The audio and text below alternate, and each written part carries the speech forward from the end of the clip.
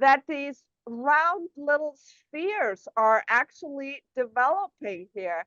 And if I speed this up, it is actually growing. And the spheres contain these little tiny blinking lights that I call quantum dot microrobots, which is the same stuff that we saw in the Pfizer vial.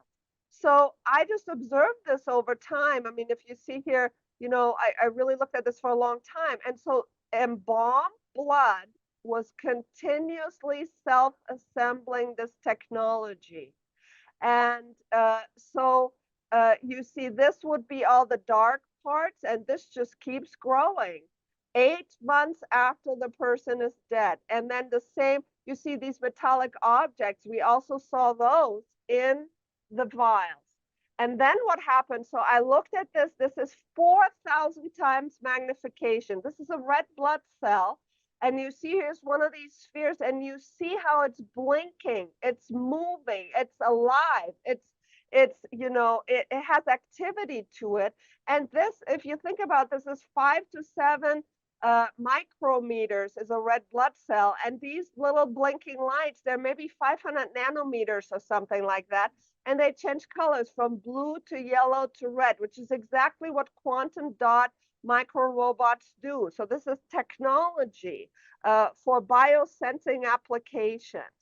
And then, and you see it just continues and continues. This is, for example, in dental anesthetics, Dr. Len Baer was looking, he found these robots, and 4 months later, they were still moving on the slide.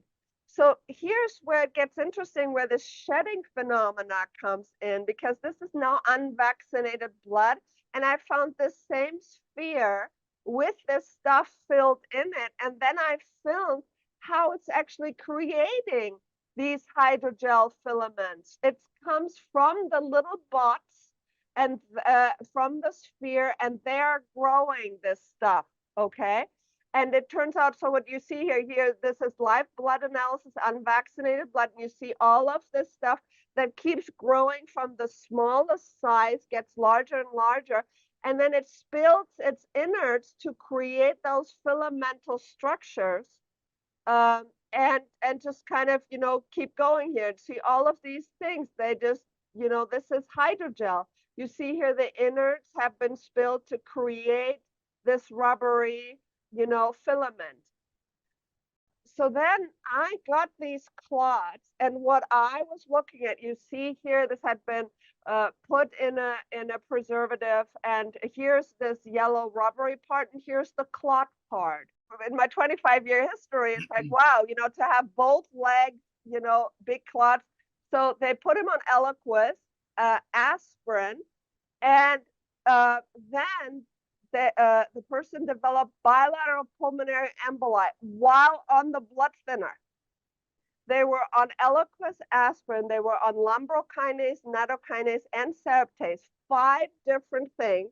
We drew the blood, it turned into rubber. The yellow polymer part is so dense, you cannot pull that apart.